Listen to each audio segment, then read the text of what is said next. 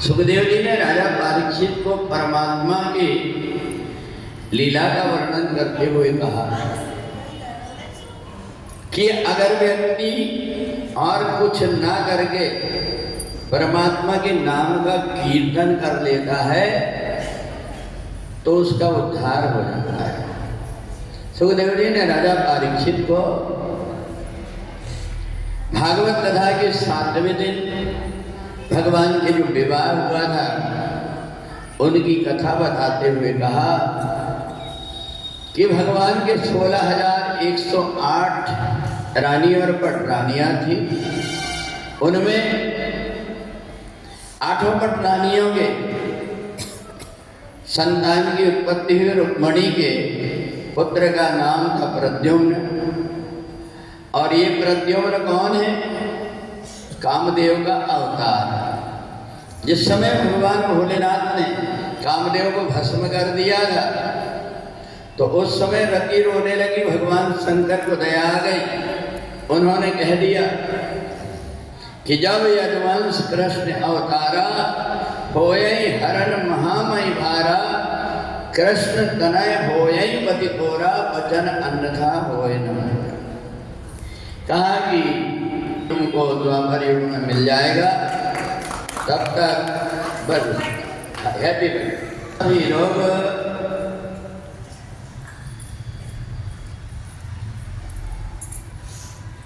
उन्हीं भगवान कृष्ण की कथा श्रवण कर रहे हैं कि प्रद्युम्न 10 दिन का था। संबरासुर नाम के राक्षस ने हरण करके ले गया। माया नाम की दासी ने पाल पोस करके बड़े किया। बड़े होकर संबरासुर का वध करके रति के साथ में पुनः अपने धाम में चला गया। प्रद्युम्न का एक बेटा था जिसका नाम था अनिरुद्ध। उसका विवाह बाणासुर की बेटी उषा के साथ हुआ। सुखदेव जी कहते राजन, बड़े लोगों को बड़े सोच समझ करके कदम बढ़ाना चाहिए, क्योंकि घर परिवार के छोटे व्यक्ति उनको देख करके आचरण करते हैं। भगवान ने भगा भगा करके ला करके शादी किए थे, इसलिए ये देख करके इनकी बहन सुभद्रा थी, वो भी अर्जुन के साथ में भाग गई। भगवान श्याम सुंदर भविष्य की भी सारी बातों को ध्यान में रख करके कोई लीला करते हैं। बलदाऊ जी बड़े थे कृष्ण अवतार में, इसलिए डरे डरे कन्हैया उनके आगे कोई बोल नहीं पाता था। सुभद्रा ने रोते हुए कही कि मेरा विवाह है बड़े भैया दुर्योधन के साथ कर रहे हैं, मैं क्या करूं? बोले एक काम कर, तू अर्जुन को लेकर के भाग जा।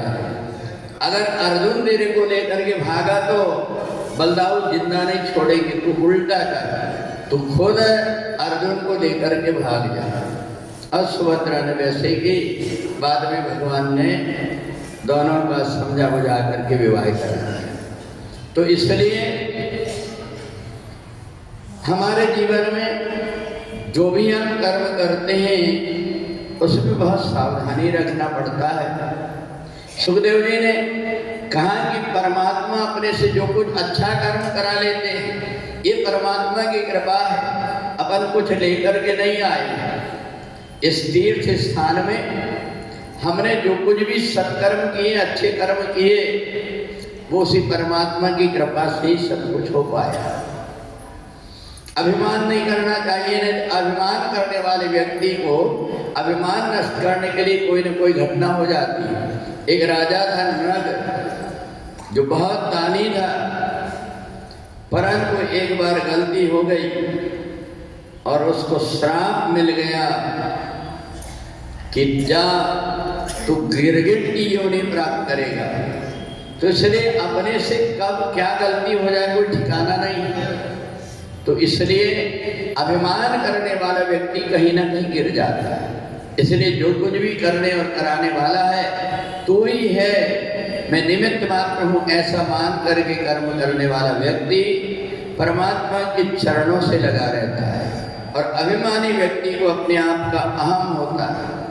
तो इसलिए राजा नृग की ऐसी दशा हुई। सुखदेव जी कहते राजन, संसार में आकर के जीवात्मा को परमात्मा के अतिरिक्त कहीं मन नहीं लगाना चाहिए। परमात्मा के अतिरिक्त कहीं भी मन लगा, एक न एक दिन बैठ कर के रोना पड़ता है। चाहे परमात्मा के कितने भी नजदीक वसुदेव भगवान श्री कृष्ण के पिता बन गए, परंतु उनका सांसारिक मोह दूर नहीं हुआ। नारद जी से कहने लगे, मेरा मन बड़ा अशांत रहता है, मैं क्या करूं? नारद जी ने तुरंत 9 योगेश्वरों के संवाद सुनाए।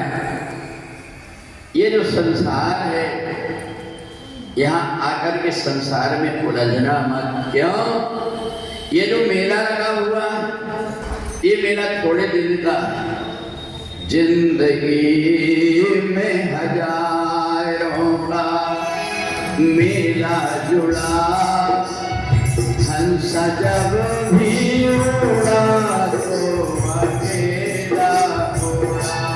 जिंदगी में हजारों का मेला जुड़ा, हंसा जब भी उड़ा तो अकेला उड़ा।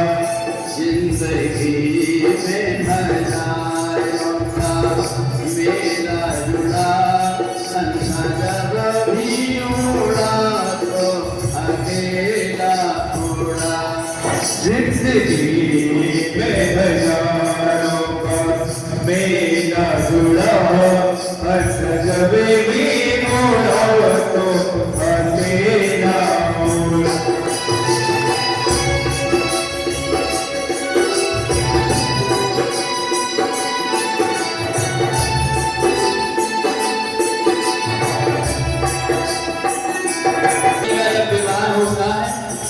बढ़िया से लेकर वेद मंत्रों के साथ गांठ बांधी जाती है, और आखिरी में क्या होता है? घर की नारी यहीं रह गई, बेटा बेटी की ममता धरी रह गई। घर की नारी यहीं रह गई, बेटा बेटी की ममता धरी रह गई। महल बंगला पड़े के पड़े रह गए, घोड़ा गाड़ी धरी की धरे रह गई। बताना कि हंसा एक उड़ चला, हंसा जब भी उड़ा तो अकेला उड़ा। जिंदगी में हजारों का मेला जुड़ा, हंसा जब भी उड़ा तो अकेला उड़ा। राम जी का दरबार अपने सामने, अगर भाई भाई को देखना है तो राम जी की तरफ देख। भाई भाई तो कौरव और पांडव भी थे, भाई भाई तो रावण और विभीषण भी थे, और भाई भाई तो बाली और सुग्रीव भी थे। पर क्या हुआ? अपने राम जी के भाई संपत्ति बटाना नहीं बल्कि विपत्ति बटाना जानते। जिस समय पर लक्ष्मण जी को शक्तिबाण लगी, आधी रात में भगवान राम गोद में लेकर के लक्ष्मण से कहते, हे लक्ष्मण,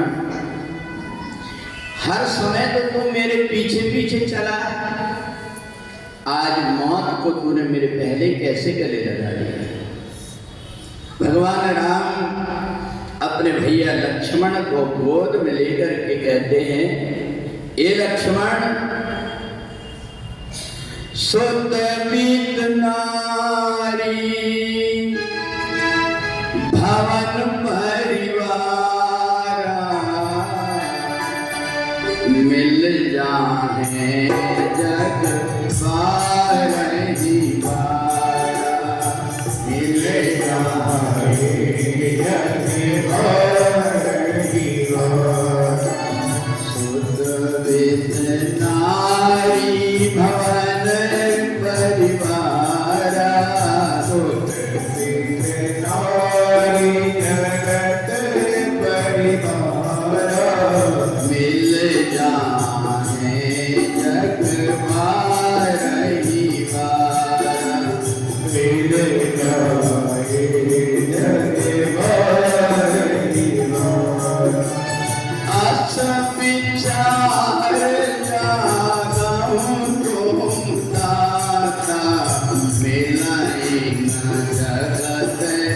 सबोतर भ्राता मेरा होना जगत सहोदर का।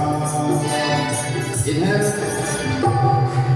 राम जी ने रोते रोते बानर भालुओं से कहा, अगर सुबह होते होते हनुमान जी अगर नहीं आए तब तो मेरा भाई मेरे से बिछड़ जाएगा। पर ध्यान रखना, जब तुम चिता बनाओगे तो बड़ी चिता बनाना। मैं अपने भैया लक्ष्मण को अपनी गोद में लेकर के अपने सीने से लगा करके अपना शरीर को त्याग दूंगा। भाई भाई का प्रेम जो होता है एक ऐसा प्रेम होता है। पर देखना, दुनिया के दुख को जो दूर करता है उसको भगवान कहते हैं, पर भगवान के भी जो दुख को दूर करता है उसको हनुमान कहते हैं। जय हो सदा तुम्हारी हनुमान राम रसिया, जय हो सदा तुम्हारी हनुमान राम रसिया, जय हो सदा तुम्हारी हनुमान राम रसिया, जय हो सदा तुम्हारी हनुमान राम रसिया। जिसने तुम्हें पुकारा तुमने दिया सहारा, जिसने तुम्हें पुकारा तुमने दिया सहारा, है शरण तुम्हारी हनुमान राम रसिया, हम है शरण तुम्हारी हनुमान राम रसिया। जय हो सदा तुम्हारी हनुमान राम रसिया, जय हो सदा तुम्हारी हनुमान राम रसिया। संकट में जब पड़े थे वो अवध के दुलारे, संकट में जब पड़े थे वो अवध के दुलारे, संकट तुम्ही निवारे हनुमान राम रसिया, संकट तुम्हीं निवारे हनुमान राम रसिया। जय हो सदा तुम्हारी हनुमान राम रसिया, जय हो सदा तुम्हारी हनुमान राम रसिया। जय हो सदा तुम्हारी हनुमान राम रसिया। जय हो सदा तुम्हारी हनुमान राम रसिया। मेरे भागवत जी की कथा में राम जी की कथा आपको सुनाया, कन्हैया की कथा सुनाया, माता जी की, भगवान भोलेनाथ की। मेरे बब्बा भर में रह गए थे, इसलिए उनके चरणों में भी हम सब लोगों ने हाजिरी लगा दिए। तो देखना, कौरव और पांडव का जो युद्ध हुआ, जिस समय पर युद्ध हुआ, कन्हैया ने बहुत कोशिश की भाई भाई के बीच में विवाद न हो, परंतु युद्ध जब प्रारंभ हुआ तो एक एक करके दुर्योधन के कुल के सारे लोग मारे गए। अरे पांडव को विजय प्राप्त हो गई, परंतु क्या उनको सुख मिला? जब लौट करके आए, कोई बेटी की मांग का सिंदूर उजड़ गया, कोई माता का लाल चला गया है, किसी का भाई चला गया है। ये देख करके धर्मराज को बड़ी ग्लानि हो गई, बड़ा दुख हुआ। ये बता, मेरा भाई अर्जुन कह रहा था, न कांक्षे विजयं कृष्ण न च राज्यं सुखानि च, किम राज्येन गोविंद किम हो गई जीवितेन वा। अपने परिवार के लोगों को मार करके धन कमाए, राजा भी बन गए, तो क्या सुख मिलेगा? आज रो रहे थे। इतने में भाइयों ने देखा, नारद जी से पूछा क्या करें? बोले कोई सत्कर्म कर। तो उस समय पर यज्ञ का आयोजन हुआ। भगवान श्री कृष्ण का यज्ञ में जाने अनजाने जो अपने पाप कर्म होते हैं उसका प्रायश्चित हो जाता। तुम यज्ञ का आयोजन करो, तुम्हारे पूर्वजों की इच्छा थी वो नहीं कर पाए। अब इधर जब यज्ञ की तैयारी हुई, कन्हैया ने कहा यज्ञ ऐसे पूरा नहीं होता, घोड़ा छोड़ो, सब तरफ विजय प्राप्त करके फिर यज्ञ करेंगे। कहा फिर जरासंध जैसे योद्धा से कैसे लड़ेंगे? भगवान ने कहा चिंता मत करो, मैं उपाय निकाल लेता हूं। भगवान भीम को और अर्जुन को लेकर के महात्मा का भेष बना करके जरासंध के पास पहुंचे। जरासंध महात्माओं का बड़ा भक्त था, हाथ जोड़ करके खड़ा हो गया, बोले भिक्षा मांगो। कन्हैया ने कहा तुम भिक्षा देना चाहते हो, हमारे साथ में मल्लयुद्ध करो। जरासंध ने हाथ जोड़ दिया कि मैं महापुरुषों के साथ में युद्ध नहीं करूं। भगवान ने कहा कोई महापुरुष नहीं, हम तो भेष बना करके आए, मैं हूं कन्हैया, ये है भीम और ये है अर्जुन। जरासंध ने कहा कन्हैया तू तो भगोड़ा है, तेरे साथ नहीं लड़ता। अर्जुन अभी बालक है, मैं भीम के साथ में द्वंद्व युद्ध लड़ूंगा। दोनों का द्वंद्व युद्ध हुआ, परंतु भीम भगवान की तरफ से निगाह हटा करके अपनी भुजाओं की बल में फूला हुआ था। आखिर की जीत नहीं पाया, कन्हैया की तरफ देखा, कन्हैया ने एक तिनका उठाया और तिनका उठा करके फाड़ दिया। जरासंध समझ गया कि अब मेरी मौत आने वाली है। भीम ने पैर रखा और बीच में से फाड़ करके फेंक दिया, पर भगवान से जरा सी निगाह हटी और सावधानी हटी और दुर्घटना घटी। अब भीम ने पूरा भगवान की तरफ नहीं देखा। भगवान फिर से इशारा किए, क्या है कि जैसे फाड़ करके दो टुकड़ा किए जरासंध का, फिर से जुड़ करके फिर जीवित हो गए। भगवान ने कहा ऐसा नहीं, बीच में से फाड़ करके दाहिना टुकड़ा इस तरह और बायां टुकड़ा इस तरह।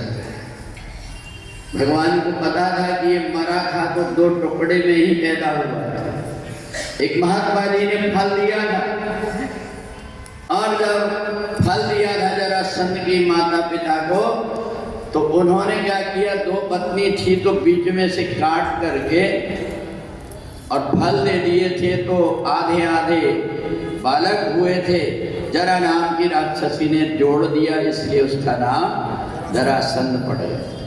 भीम ने वैसा ही किया, उल्टे जैसे ही फेंका तो मर करके प्राण निकल गए। अब तो यज्ञ प्रारंभ हुआ।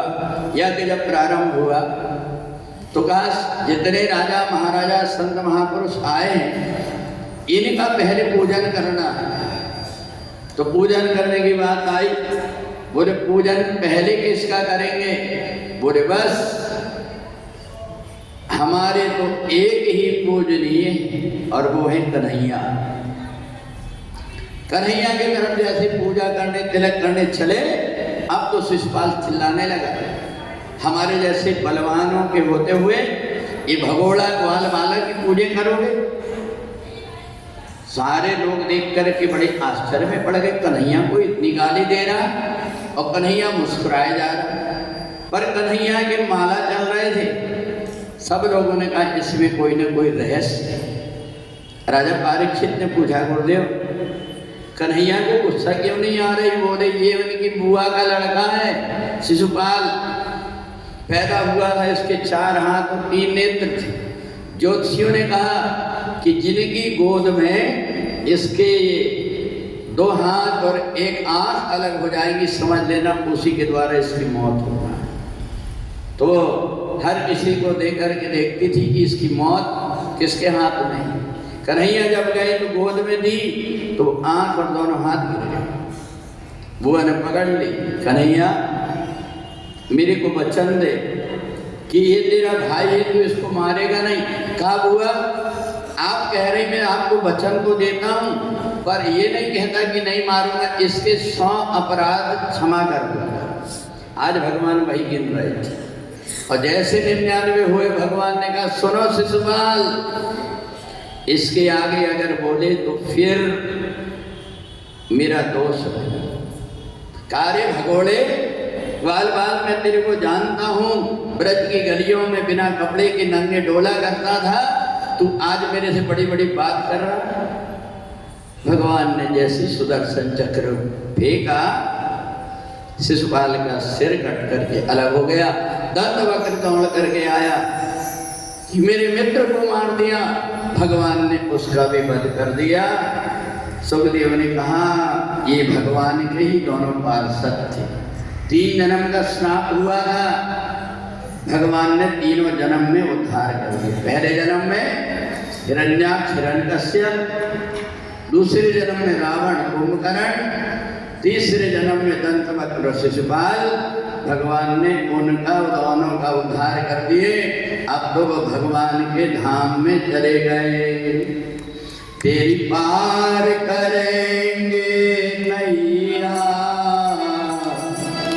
तो भज मन कृष्ण कन्हैया।